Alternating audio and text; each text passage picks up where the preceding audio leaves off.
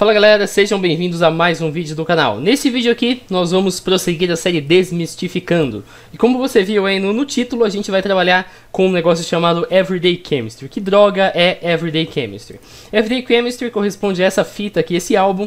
E ele teria sido um álbum dos Beatles que teria se originado de uma dimensão paralela. Como assim? Isso aqui é viagem? Sim, é muita viagem. Antes de mais nada, quero mandar agradecimentos para Kron, Danilo, Haru, Mr. Snow e Primo. Esses caras foram muito legais comigo e me ajudaram em qualquer dúvida que eu tive a respeito de música, porque claro, eu não entendo muito, e também a respeito da carreira dos Beatles. O Primo aí é um grande fã dos Beatles e me orientou com relação com um diagrama que eu vou mostrar pra vocês daqui um pouquinho.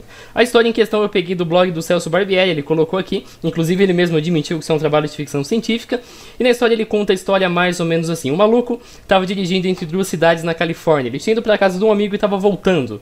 E ele decidiu que ele queria dar um rolê e resolveu passar por um canyon, por essa região aqui mesmo, essa região mais árida. Inclusive eu sinalizei no Google Earth aqui pra vocês, assim que eu terminar de ler a historinha, eu mostro qual seria essa região. Só que em determinado momento ele tava com a cachorra dele, a cachorra queria cagar, mijar, sei lá. E ele parou o carro e levou a cachorra pra dar um rolê. Só que a cachorra saiu correndo atrás de um coelho, ele saiu correndo atrás da cachorra, não me pergunte por quê, tropeçou num buraco e desmaiou. Provavelmente por causa do sol, alguma coisa do gênero. Em seguida, depois, claro, de toda essa história, ele acordou meio assim inconsciente, meio ainda voltando à consciência, numa cabana. E tinha um cara lá meio estranho, bem vestido, pelo que ele diz aqui. Ele perguntou pro cara onde estava, e o cara falou nesse mesmo lugar. Só que ele achou estranho porque ele estava ouvindo barulho de tráfego na região ao redor, mas ele estava no meio da droga do deserto. No deserto não tem tráfego, não tem casas, não tem coisas do gênero. E aí o cara explicou que na verdade ele está numa dimensão paralela, que por volta da década de 50, preciso achar aqui exatamente o nome do projeto, é um projeto espacial, alguma coisa, talvez aqui por espacial vai aparecer, um projeto chamado ARPD, isso aqui que na década de 50, através de um projeto chamado ARPD, o governo acabou investindo em viagens para universos paralelos, e nisso descobriram um monte de terra, só que nem todas as terras são seguras, algumas delas estão cheias d'água, tipo naquele filme Parallels, que eu acho que você consegue encontrar no IMDb de 2015, é bem da hora. E então o governo decidiu fazer um programa no qual pessoas eram pagas para viajar entre mundos, para tentar encontrar uma terra segura para mandar os outros caras para dar um rolê em universos paralelos. E aí o cara explicou toda essa coisa, eles começaram a comparar coisas entre os dois universos, falaram de bandas, de história, de diversas coisas. Em determinado momento ele falou dos Beatles, e aí o cara falou, da hora, os Beatles é muito bom, o meu irmão tava num show deles semana passada. E ele falou, pera, mas os Beatles se separaram na minha terra faz um bom tempo. E aí o cara falou, na verdade os Beatles é que ainda estão juntos. Ele mostrou uma série de álbuns que ele tinha, inclusive o álbum do Everyday Chemistry. Ele diz aqui que praticamente tudo era diferente. E ele perguntou pro cara se ele poderia levar uma das fitas como um souvenir. O cara falou que não, mas ele roubou a fita, depois saiu da sala, falou pro cara que queria comer, voltou lá pra nossa dimensão. Disse pro cara que tava na hora dele voltar, foi embora, e assim que a história acaba. E ele roubou essa fita, trouxe a fita pra cá, e o mais interessante da coisa, ele disponibilizou a fita para download nesse site aqui. O site chama-se The Beatles Never Broke Up. Ele foi criado por volta de setembro de 2009. Essa história teria se passado no dia 9 de setembro de 2009. O lugar aqui em questão da história é esse canyon que eu marquei aqui. Isso aqui é a cidade que ele vive, Livermore, e aqui é Turlock, que é a cidade no qual ele foi encontrar o amiguinho dele. E essa área é a área no qual a coisa aconteceu. Depois a gente vai avançar mais um pouquinho, mas basicamente toda a fonte de informação que a gente tem é esse site, The Beatles Never Broke Up. E além de uma admirável falha SQL, quem quiser exploitar o bagulho tá aqui, nesse site ele também disponibilizou algumas imagens do local no qual a fita teria sido encontrada. Todas as imagens estão aqui, a minha internet está uma droga hoje, então não necessariamente isso aqui vai carregar, mas essas são as imagens. Ele também colocou a historinha que eu acabei de ler pra vocês, e claro, o download do álbum. Clicando aqui, ele inicia para você baixar o The Beatles Everyday Chemistry.zip. Além disso, aqui nas imagens nós temos uma foto da fita,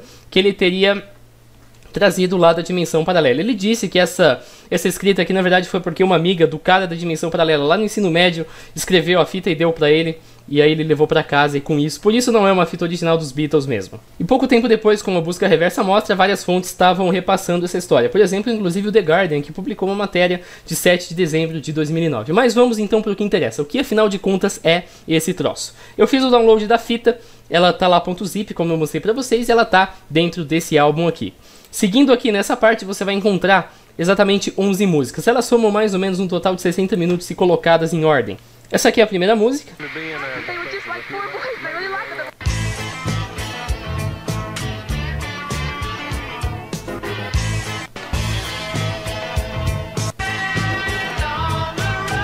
Enfim, dá pra perceber que é um som, digamos assim, da hora. E também dá pra perceber que não parece muito com nenhuma canção dos Beatles que a gente conhece. Na verdade, isso aqui não é o Desmistificando em si, isso aqui é ler a Wikipedia, isso é qualquer um faz. É um álbum de mashups, isso todo mundo sabe, todo mundo já confirmou. Inclusive aqui tem as listinhas, cada track, cada faixa, For Guys, Talking to Myself, Anybody Else, as mesmas faixas que tem aqui, já deu pra perceber. E cada música no qual a faixa é composta. Entretanto, mesmo depois que os caras perceberam a verdade disso aqui, ainda tinha gente falando, essa lente aqui tá errado, tá? É 60 minutos, não é 40 minutos. Ainda tinha gente falando que, mas isso não indica nada porque numa nova dimensão paralela, os Beatles poderiam ter tido as mesmas ideias, mas em situações diferentes. Então, considerando aqui que cada uma das músicas é da carreira solo dos integrantes dos Beatles após a separação do grupo, a gente vai falar disso também depois, a ideia desse universo é um lugar no qual os Beatles nunca se separaram, a ideia seria de que o Paul McCartney, o Harrison, o Lennon e o Ringo tiveram por alguma razão ali a mesma ideia e com isso compuseram a música For Guys, ao invés de comporem Band on the Run, Maybe Was Fab, A Moving On, Vertical Man, entre outras, toda a sequência. Então agora a gente vai partir para o primeiro passo, que é a chamada análise histórica. Como assim? Nós sabemos que uma música é sempre produto do contexto no qual ela está inserida. Salvo raras exceções, ninguém compõe uma música simplesmente aleatoriamente. Tipo, eu acho que isso aqui vai dar dinheiro, eu vou compor. Na maioria das vezes uma música, principalmente os Beatles, você tem influência de acontecimentos durante a sua composição. Então a gente vai estudar aqui quais acontecimentos influenciaram a composição das principais músicas que estão listadas nessa listinha aqui. E com isso a gente vai ver se esses acontecimentos também teriam ocorrido lá nesse universo paralelo. Antes de mais nada, só para eu demonstrar por que isso aqui é um mashup, eu vou fazer um pequeno teste utilizando a música Anybody Else. Perdão, a música Sick to Death. Para isso eu vou abrir aqui com o VLC Media Player. Vocês já ouviram esse comecinho dela, vou colocar de novo.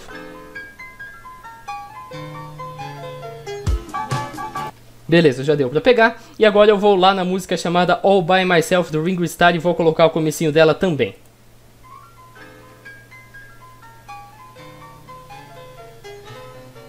Já deu pra perceber que trata-se do mesmo som com algumas variações. Mais uma vez. Beleza, eu acho que já deu pra notar. Por fim, fazer aqui mais um teste. Eu vou colocar aqui aos 33 segundos do Sick to Death, mais ou menos nessa área aqui. E vou tocar um riff de guitarra pra você.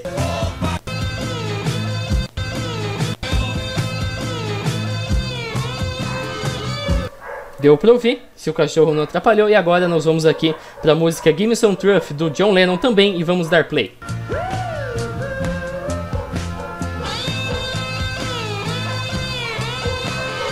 Já deu pra perceber que trata-se do mesmo áudio, portanto é evidentemente um mashup. Mas vamos para o que interessa. Aqui eu montei pra gente uma linha do tempo. Essa linha do tempo vai de 1932, é um ano antes do nascimento da Yoko Ono, esposa do John Lennon, e vai até 2009, que é o momento no qual a tal fita teria sido encontrada. Além disso, também nós temos aqui algumas marcas dos integrantes da banda, incluindo a Yoko Ono, porque ela tem uma participação relevante, e também o próprio The Beatles mesmo, a banda em si. Então, seguindo na historinha aqui, os caras nascem, isso aqui a gente já sabe. Então, John Lennon funda em 1957 uma banda chamada The Quarrymen, que é um grupo de skiff, digamos assim, uma vertente semelhante ao jazz. Contemporaneamente a isso, o Paul McCartney é convidado para se juntar ao mesmo The Quarrymen. Logo em seguida, o George Harrison também é convidado. Logo depois, o The Quarrymen muda o nome para The Silver Beatles, e mais adiante, o The Silver Beatles, no mesmo ano, abandonou seu nome para The Beatles. Logo em seguida, o baterista atual, que nem tá na lista aqui, ele fica doente, e o Ringo Starr é convidado para tocar no lugar dele, mas a coisa acaba dando certo, e o Ringo Starr entra na banda. É desse momento, então, que nós temos os álbuns dos Beatles que nós conhecemos, todos os álbuns mesmo originais. Estão todos eles aqui, Please Please Me, White With The Beatles, A Hard Day's Night, até Let It Be, de 1970, que é quase contemporâneo aí ao próprio fim dos Beatles. Os caras já estavam mais ou menos em crise. Sendo assim, nós temos o fim dos Beatles por volta da década de 70, final de 1969, começo de 1970. É uma treta, é uma história muito longa, envolve a Yoko Ono, mesmo inclusive se metendo nos assuntos dos Beatles, o Lennon apoiando a Yoko Ono, os caras não gostando tanto dessa história, o Lennon querendo impor as suas próprias convicções para criar as músicas, o pessoal não gostando, uns atritos, é uma longa história, isso é para outro vídeo. Mas o que importa é que nessa data aqui o Lennon disse para o McCartney e para o Starr que ele estava deixando os Beatles. Nessa mesma data também o Lennon deu uma entrevista para Rolling Stone, no qual ele falou da separação da banda. Depois, isso vai ter uma certa influência aqui. Logo em seguida, o McCartney, lá para 1970, também anunciou numa entrevista de imprensa, numa coletiva de imprensa, que ele estava deixando os Beatles. E logo depois, o McCartney apresentou um processo para dissolver definitivamente a parceria com os Beatles. Então, nesse momento aqui, nós temos o fim dos Beatles, que eu marquei aqui. considera todo esse ano de 1970 como o ano do fim dos Beatles. Então logo depois os caras se lançaram em carreira solo. Dá pra você ver todas essas paradinhas coloridas aqui, corresponde às músicas dos caras, dos 4 integrantes na carreira solo. A Yoko Ono apenas entra aqui em algumas junto com o John Lennon. Logo em seguida o Lennon morre em 1980 e depois o Harrison morre em 2001, vítima de um câncer. E aqui do lado, vocês devem estar vendo esse monte de coisa colorida e não entendendo nada, eu coloquei cada uma das músicas. Por exemplo, aqui é a Four Guys, e aqui tem a Four Guys, e aqui tem todas as músicas que compuseram a Four Guys. Não só as músicas, como também os trechos de entrevistas e coisas do gênero. Lá no comecinho, talvez você lembre. E aqui a gente tem a faixa do espectrograma, vai ser útil depois. E cada cor, por exemplo, o rosa corresponde à borda do Four Guys, e cada pontinho aqui em rosa corresponde ou à música que compôs o Four Guys ou algum evento que influenciou na composição mesmo do Four Guys. Sendo assim, vamos fazer análise histórica. A gente vai aqui pegar alguma das músicas que compõem a faixa do álbum. Entretanto, não dá pra gente falar de todas, senão a gente fica um tempão. Mas quem quiser, essa planilha está em algum lugar da descrição. Vai lá, acessa que você vai ver tudinho para explorar aqui à vontade. Por exemplo, a música When Was Fab, do George Harrison, foi gravada, como mostrado aqui, deixa eu apenas voltar, em 1987. Nessa música o Harrison fala justamente a respeito da época no qual os Beatles estavam juntos. E eles eram chamados de The Fab Four, que seriam os 4 fabulosos, digamos assim. E, portanto, essa época é justamente da época no qual os Beatles ainda eram uma banda unida. Ele, inclusive, usa aqui was na forma do passado. E essa música, claro, ela se insere no contexto no qual o Harrison tá, digamos assim, meio mal em função da separação dos Beatles. Por consequência, a existência dessa música implica na separação dos Beatles. Se os Beatles não tivessem se separado, a música When Was Fab não deveria existir, porque ela foi composta justamente por essa razão. O mesmo se aplica àquele trecho no comecinho da música, vou até colocar de volta aqui pra vocês, no qual o John Lennon fala We were four guys, that's all. Vou colocar mais uma vez. We were four guys that, acho que já deu pra ouvir ele falando We Were Four Guys. Na verdade isso aqui é de um álbum chamado, de uma coletânea de documentários chamada Anthology One. Você pode ouvir o mesmo áudio nesse trecho aqui. We were four guys that, E o curioso da história é que justamente esse Anthology One foi gravado logo após a separação dos Beatles. E o mais curioso é que essa entrevista em questão, que pertence ao Anthology One, que só foi lançado em 95, foi gravado pela Rolling Stone na década de 70 e justamente após a separação dos Beatles. Então aqui mesmo o John Lennon também fala sobre a separação dos Beatles. Caso os Beatles não tivessem se separado, o que teria acontecido no universo, nesse universo paralelo, o Anthology One também não existiria. E tem mais, o Vertical Man do Ringo Starr foi gravado com uma tentativa assim do Ringo de voltar aos palcos após o sucesso do Anthology One. Dá pra você perceber aqui, na setinha aí pela data, que eles têm, digamos assim, uma certa diferença de tempo. Anthology One primeiro, Vertical Man depois. Mais uma vez, a existência do Vertical Man depende da existência do Anthology One, que por sua vez depende da separação dos Beatles. E o mesmo se repete aqui para a maioria das músicas, não dá, claro, pra gente falar todos. Uma delas também é o Uncle Albert Admiral House. Isso aqui, segundo alguns especialistas, analistas, ela contém também reflexos das emoções do Paul McCartney após a separação da banda. Por exemplo, a competição que ele tinha com Lennon naquela época, principalmente os dois discordavam, e também a necessidade que ele tinha de voltar para as turnês solo. Se você subir aqui em cima, você vai perceber também que essa música é mais ou menos da mesma época. Early 1970 também do Ringo Starr é da mesma época, entretanto aqui também refere-se à separação dos Beatles e, portanto, ela não poderia existir nesse tal de universo paralelo. Anybody Else não tem muita coisa, apenas a ideia de que ela é influenciada pelo casamento do Lennon com a Yoko. Isso transmite uma ideia de construção do todo através de partes, então também tem evidências aí da relação dos dois e que, portanto, talvez tivesse alguma relação com a separação dos Beatles. E agora vem a próxima categoria de contradição. São chamadas músicas de protesto. São músicas que só existem em função de um determinado evento. Por exemplo, a Give Me Some Truth, que eu acabei de mostrar pra vocês aqui. Essa aqui do Lennon. Se você, inclusive, observar no clipe dela, vai ver que tem bastante coisa mesmo de protesto, de situações do gênero. A letra, inclusive, é uma crítica forte mesmo ao governo, à sociedade. E ela é, na verdade, uma questão de protesto em relação à Guerra do Vietnã. Essa música só existe por causa da Guerra do Vietnã. O que eu quero dizer com isso? Sendo assim, esse riff não deveria estar presente em outra música que não seja uma música de protesto em função da guerra do Vietnã. Inclusive o Sick to Death, se você pegar a letra do Give Me Some Truth, vou até aqui fazer pra você, você vai perceber que o refrão da música do álbum novo do Everyday Chemistry é na verdade um trecho aqui da música do próprio John Lennon. Se você pesquisar aqui Sick to Death, você vê que tem aqui uma parte que ele fala I'm sick to death, que é o que inclusive aqui passa a servir de refrão para nova música. E o que é mais estranho é que a guerra do Vietnã aconteceu aí, se você pegar as datas, por volta dos anos 70, inclusive o Give Me Some Truth está nessa época aqui, mas essa música é composta com várias outras músicas, inclusive de mais adiante, como essa aqui do McCartney de 84 e também essa aqui do Harrison de 2002, num álbum que foi lançado de forma póstuma após a sua morte. Já a quinta música, esse Jen aqui tem uma relação um pouquinho curiosa. O tom geral da música é uma música de amor. Você percebe mesmo se você observar a letra. Ele é uma composição de Hard Times do Ringo Starr, Teardrops do Harrison, Jet do Paul McCartney. Nesse Jet aqui, se você ouvir a música original, você vai perceber que muitas vezes você parece ouvir o cara falando Jen, mas na verdade ele não está falando Jen, ele está falando Jet. É a música do Paul McCartney. Ninguém se sabe ao certo o que o Paul McCartney queria referir à pessoa Jet. Muita gente dizia que era para um labrador que o Paul McCartney tinha chamado Jet. Outros também dizem que na verdade era para um pônei. Mas o que importa é que Jen na verdade é Jet. Ou seja, o cara em nenhum momento pronuncia Jen. Só que é apenas uma tentativa do autor de, digamos assim, modificar o sentido, de deixar a coisa um pouquinho mais acreditável. Nós temos também o God Save Us do John Lennon. Essa música aqui também é uma música de protesto. Ela foi criada numa forma de apoio a uma revista chamada Revista Oz. É de um escândalo da mesma época. Se você procurar aqui na carreira do John Lennon, vai ver que é de 1971. O que aconteceu com a revista? Os caras chamaram os adolescentes e falaram: faz uma edição da revista que a gente publica. A molecada zoou, escreveu um monte de coisa obscena e a revista entrou num caso judicial. Então eles decidiram que eles iriam gravar... o John Lennon decidiu que iria gravar uma música como uma forma, assim, digamos, de destinar todos os ganhos com a música para os custos de processo para a revista Oz. Foi mesmo uma manifestação de apoio. Mais uma vez, ela não deveria estar presente em associação com outras músicas, inclusive da década de 70, por exemplo, e o Jet da década de 1940.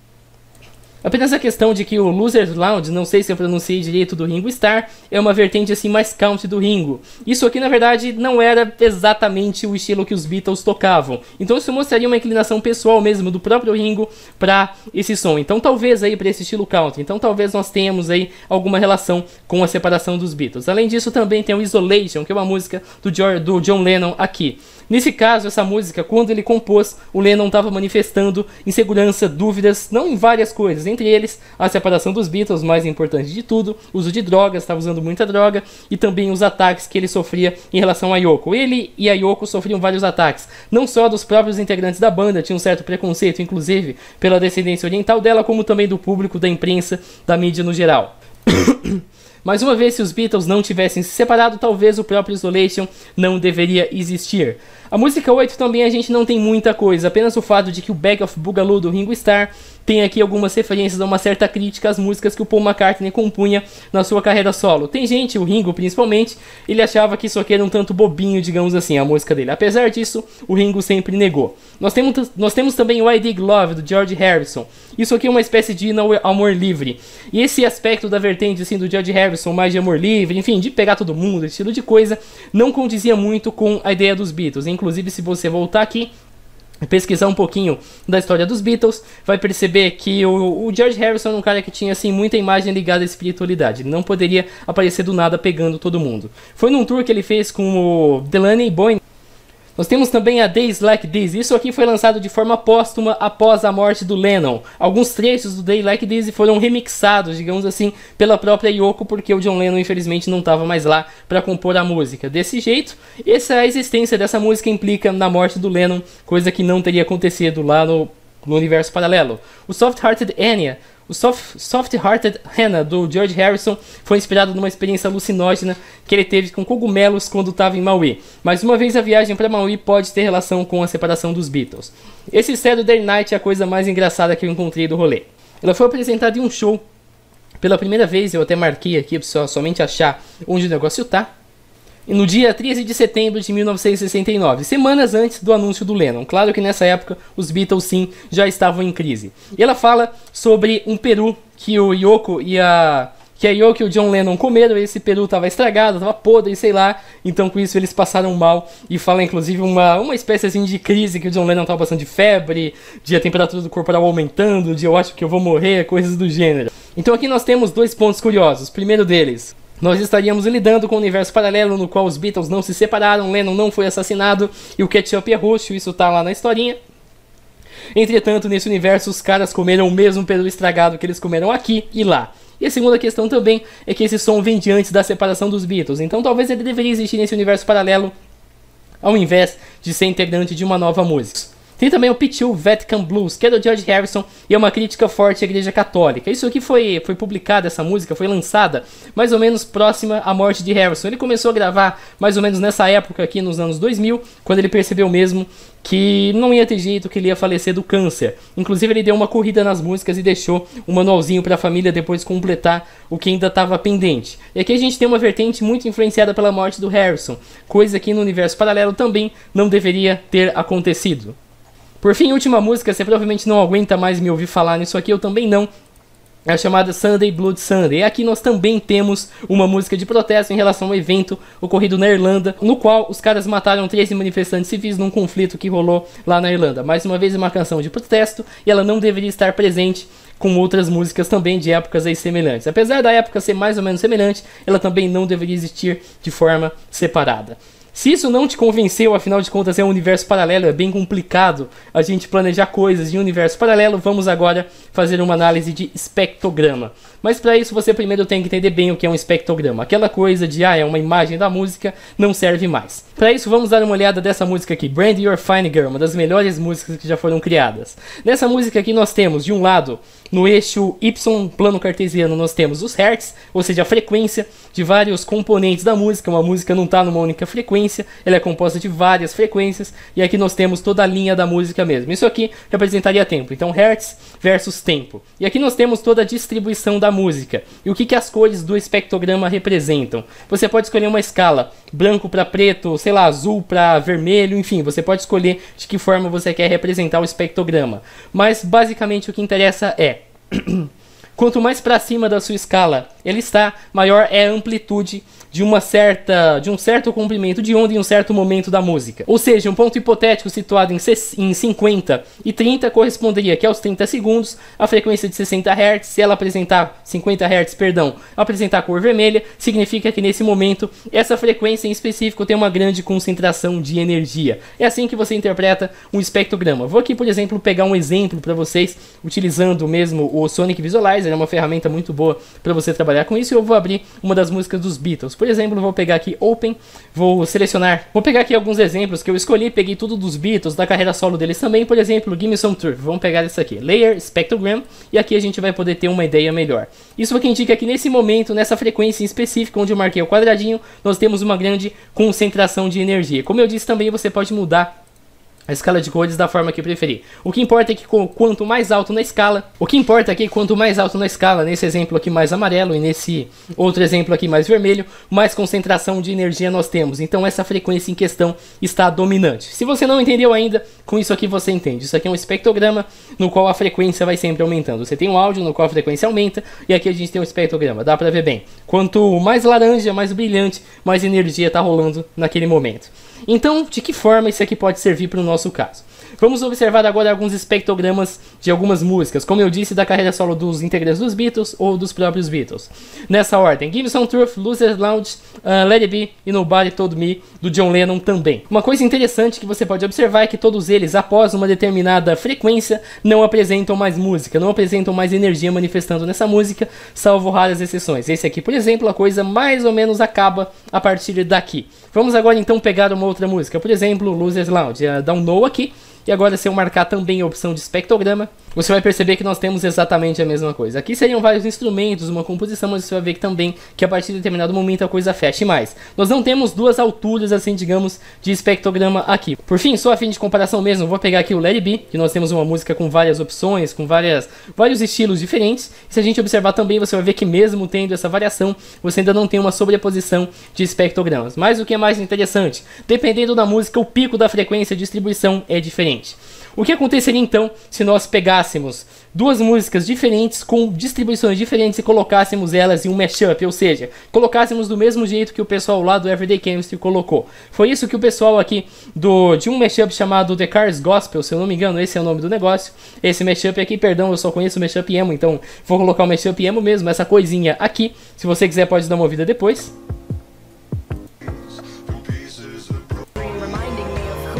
Mas é isso aqui que você acabou de ouvir e nós vamos dar uma analisada na música em questão. Vou pegar aqui o The Car is Gospel, vou apertar aqui um No para não salvar o resultado, vou clicar aqui em Add Spectrogram. Então você vai perceber uma coisa no mínimo curiosa. Se você observar bem, vai ver que a partir de alguns momentos, principalmente aqui que a coisa é mais relevante, você tem duas faixas. Tem aqui, observa o meu cursor do mouse, uma faixa inferior e uma faixa superior. A faixa superior corresponde a uma das músicas, a faixa inferior evidentemente corresponde a outra música. Acho que aqui a coisa está muito mais relevante, aqui e aqui. Se você não viu direito, dá uma olhadinha aqui, no qual você vai ver bem as duas faixas em questão. Mas o que acontece se a gente olhar os espectrogramas daqui? Se você quiser olhar todos depois, beleza, mas o tempo está curto, então eu vou mostrar apenas algum. Esse aqui é o da primeira faixa em questão. Dá para perceber, claro, não teve o mínimo de cuidado em separar duas faixas. Temos aqui uma das músicas, temos aqui as outras músicas aparecendo de um jeito bem tosco, dicas de passagem por aqui. Inclusive isso aqui não é digno de uma produção dos Beatles, por exemplo. Nós temos também essa outra situação aqui. Isso aqui é muito mais visível do Anybody Else e do Jane, as duas estão nessa ordem. Esse aqui é Anybody Else, dá pra perceber, deixa eu até aplicar um zoom aqui na imagem, mas dá pra perceber bem nessa parte aqui a sobreposição. Primeiro som, segundo som, e os dois estão sobrepostos. Descendo mais um pouquinho lá na música Jane, isso aqui fica mais visível ainda. Aqui agora é até bom eu tirar um pouquinho o zoom, mas aqui, som inferior, som superior, não sei se é essa a denominação, mas claramente aqui nós temos duas músicas. Isso é um indício de que na verdade trata-se apenas de um mashup, não é uma produção original de estúdio dos Beatles. Os Beatles não foram lá e cantaram essa música no estúdio, porque nós temos uma sobreposição clara de dois sons. Nessa outra música aqui, Talking to Myself, fica evidentemente mesmo que isso ocorreu. E basta você descer, você vai ver que em todas as outras músicas do álbum a mesma coisa acontece. Nessa aqui, também nessa aqui um pouquinho menos, mas nessa aqui também. Inclusive essa parte de baixo aqui, toda essa área que eu selecionei, nós temos uma questão bem marcada. E por fim nessa outra música aqui também, no qual o cara pegou uma música original e depois foi sobrepondo com outras aqui em cima. Então agora que a gente não tem mais dúvida a respeito da procedência do álbum, vamos agora fazer uma análise um pouquinho mais além na parte forense. Para isso nós vamos utilizar um velho conhecido nosso, OS Forensics. Se você está curioso a respeito disso aqui, dá uma olhadinha no canal, lá tem uma playlist só a respeito de forense. Então para isso a gente vai mais uma vez lá na pasta onde estão todos os arquivos que nós estamos trabalhando. E vamos aqui pegar numa música aleatória. Isso aqui não dá para tirar muita coisa. Apenas se eu mandar aqui extrair todas as strings que o cara que fez a música teve o trabalho de adicionar em toda a faixa mesmo, em todos os metadados da faixa, o nome dos artistas, o nome da banda, o site dele em questão, o nome inclusive da música mesmo, Anybody Else, e também o Adobe Photoshop. Isso aqui provavelmente é uma indicação de que a capa do álbum, a qual está exatamente aqui, isso aqui evidentemente ele fez no próprio computador, mas também tem uma outra capa. Acho que se eu clicar, se eu vir aqui nessa parte, ela vai ficar um pouquinho mais visível. Essa capa aqui corresponde à foto da fita. Tudo isso foi feito mesmo no próprio Adobe Photoshop, como indica aqui embaixo. E não dá pra gente extrair muita coisa das músicas, nem o nome de nenhum programa, nada do gênero.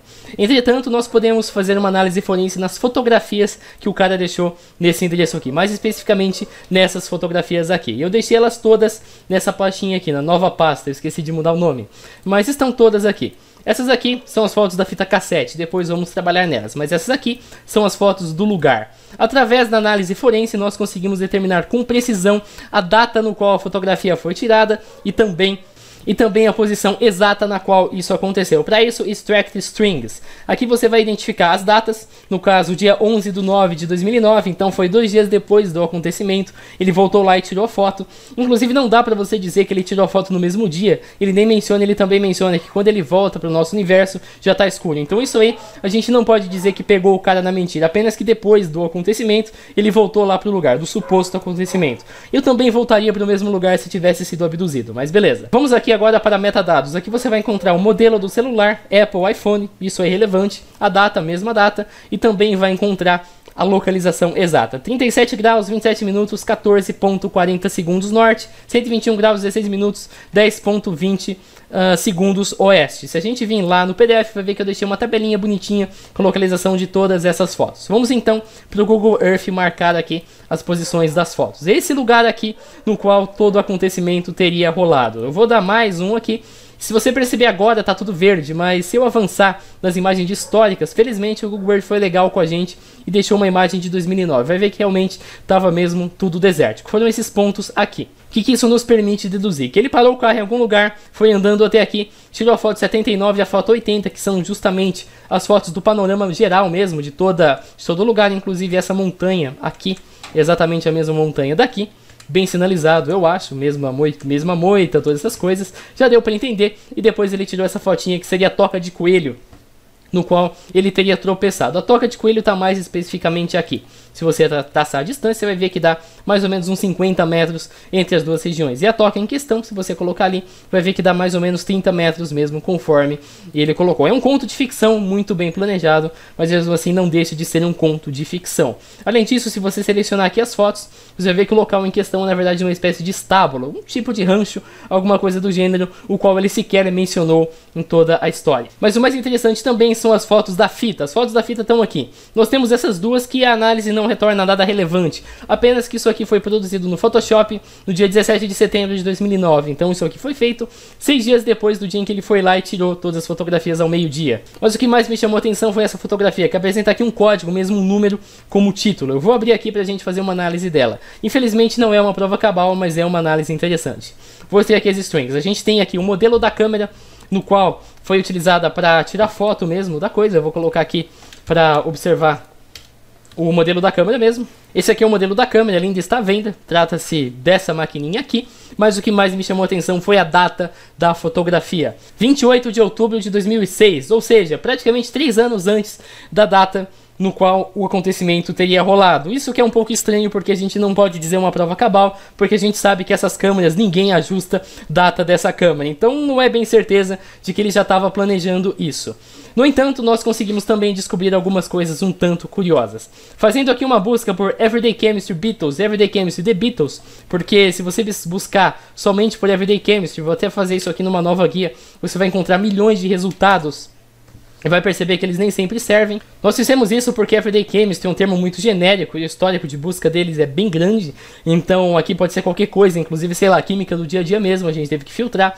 Mas o que mais chama atenção é isso aqui. Se eu inclusive retirar um dos termos, vou por exemplo remover esse aqui para o gráfico ficar um pouco mais visível, você vai ver que entre 2007, se eu não, janeiro de 2007, e nós temos aqui também novembro de 2007, alguém fez uma quantidade relevante de pesquisas por Everyday Chemistry The Beatles. A gente não pode dizer que foi uma pesquisa aleatória, porque se você pesquisar, sei lá, por Nathaniel Antonioli, que é o meu nome, você vai ver que não há dados suficientes para a pesquisa, mesmo que eu, inclusive, já pesquisei meu nome no Google várias vezes, várias pessoas também já me stalkearam para fazer isso. Entretanto, nós temos uma grande quantidade de pesquisas. Como alguém pesquisa uma coisa que só surgiu em 2009, só foi para nossa dimensão, digamos assim, em 2009 e em 2007. Isso provavelmente é uma evidência de que o criador dessa história está sim realizando pesquisas nessa época. Já estava meio com isso em mente há um bom tempo, afinal de contas produzir 11 músicas é um pouquinho trabalhoso. Aqui nós temos também a versão desse gráfico um pouco mais ampliada lá na situação. Nós temos então novembro de 2007, também aqui janeiro de 2007. Por fim, nós tentamos também descobrir um pouco a respeito da fita em questão, dessa fita aqui. Ele é uma fita da General Electric, cabe 60 minutos. Nós realmente concluímos que sim, é possível que uma fita dessa época tenha 60 minutos. Inclusive, apesar de não achar um vermelhinho, encontramos duas fitas iguaizinhas, só muda mesmo a duração de 10 para 60 minutos e também a cor, mas é exatamente a mesma coisa, a mesma fita, então isso também teria vindo do nosso universo. Mandei uma mensagem para a GE perguntando a respeito disso, ninguém me respondeu, então beleza. E por fim, para encerrar toda a história, o autor também mantém uma página no Facebook. Apesar de nessa página não ter nada de novo do que a gente já conhece, nós temos aqui um fator interessante. Se eu clicar aqui em ver tudo, você vai ver que alguém em algum momento publicou essa imagem. Ele teoricamente teria encontrado essa fita do Everyday Chemistry para vender em uma loja. Então isso supostamente, ele encontrou também isso aqui, Everest. Mas na verdade Everest, como o cara mesmo disse aqui, é apenas um outro nome para Abbey Road. Então, beleza, nada demais. Mas ele encontrou teoricamente mesmo uma fita do próprio Everyday Chemistry. Isso provaria de vez a existência do negócio? Infelizmente não. Por quê? Vamos lá voltar para uma busca reversa. Se a gente pesquisar por essa imagem desse cara, acho que deu para ver um pouquinho melhor ali, mas esse cara segurando uma garrafa mesmo, com uma espécie assim de química mesmo, inclusive a coisa até lembra, você vai perceber que ele foi postado, na verdade você vai perceber que na verdade ele trata apenas de uma capa de um livro. Um livro chamado 2000 Fórmulas, Receitas e Segredos para fazer você mesmo, digamos assim, na química diária. Mais uma vez, Book of Practical Everyday Chemistry. O próprio nome do negócio está aqui. Então, infelizmente, a única outra imagem de um suposto álbum que nós temos, ela é falsa. Dá para perceber que é o mesmo homem e dá para perceber também que é o mesmo esquema de cores. Pega esse azulzinho aqui, pega esse azulzinho aqui, pega esse outro roxo, eu acho que a coisa matou de vez. Vamos então para as conclusões. O álbum em questão é falso. Como que a gente pode concluir que ele é apenas um mashup? Questão histórica, já que uma música é sempre produto do contexto no qual o cara está inserido, isso não era para rolar nesse tempo, e também análise do espectrograma, já que você percebe claramente, não nesse, claro, porque isso aqui é a composição do próprio mashup, mas você percebe claramente nesse Anybody Else aqui, por exemplo, se você clicar para fazer análise, claro que nós temos a famosa sobreposição de áudio. Além disso também, as fotos foram realmente tiradas naquela região, a gente mostrou pela análise forense, mas provavelmente o hoax do Everyday Chemistry já era há muito tempo planejado, sustentado pela análise forense, questionável pela questão da data lá da câmera da Nikon, e também pelo histórico de pesquisas, como mostrado lá no Google Trends. E por fim, a única imagem que a gente possui, ela é falsa, como eu acabei de mostrar. Valeu por você que assistiu o vídeo, em breve a gente vê, falou!